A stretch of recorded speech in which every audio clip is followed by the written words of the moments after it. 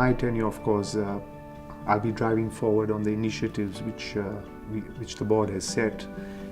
We're looking at enforcement of awards in a number of different countries. That's a great challenge in today's environment for the ICA.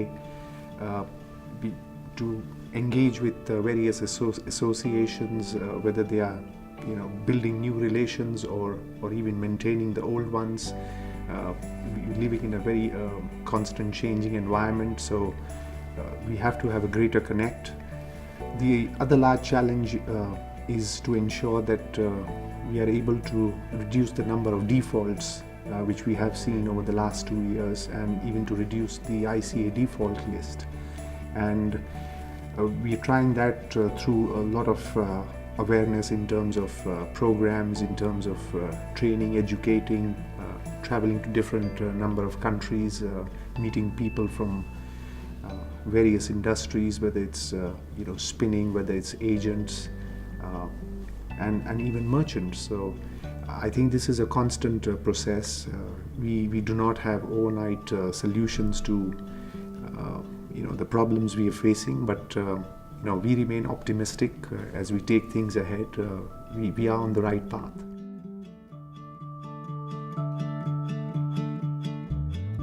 The greatest challenge is how do we tackle the default list? And again, a challenge is award enforceability. We've seen a significant increase in arbitrations over the last 2 years, and that's now culminated into awards. And these awards have to be enforced in pretty complicated jurisdictions of the world. For that, we have to engage with governments. We're doing that by engaging with governments in different countries, even at embassy levels. So I think the challenge still remains is to ensure that we are able to reduce the default list, and that we are able to enforce our awards in accordance with the New York Convention. And that's currently something which we are working on, and we hope that as we move along, we will be able to achieve this and reduce this dramatically.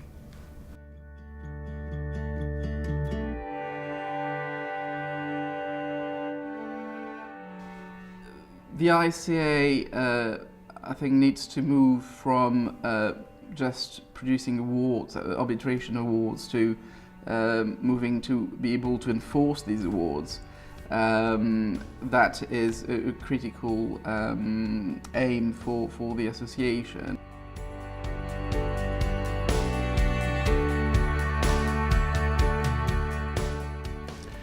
I think the industry needs a broader understanding of the role the ICA plays for not just the merchandising community, but the entire fiber consumption community. So we've got the challenge of sharing ourselves, our information, our history, our story, and then our future, or what we see as our future, with the entire industry.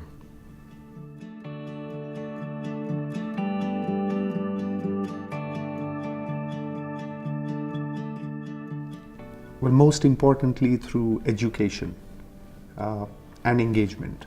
It's very interesting that even now, when we move into many markets of the world, how ignorant people are about the ICA rules, bylaws, how they work.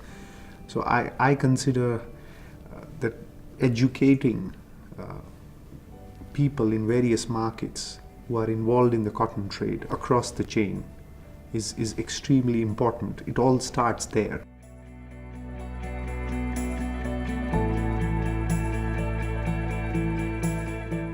As we go forward, we have to both look, up the supply chain and down the supply chain, and seek ways to incorporate a broader swath of people, people that want to participate, figure out who these people are, how can we incorporate them, and then how can we use them to go back to their own segment of the industry and educate their peers about the role that the ICA plays, and why is contract sanctity important?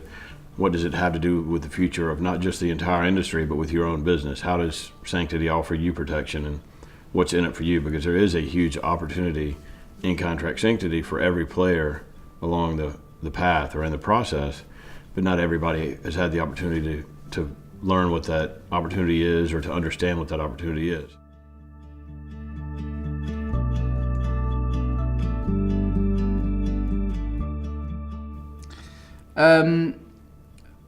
I think we need to engage the actors throughout the supply chain a lot more than we have so far.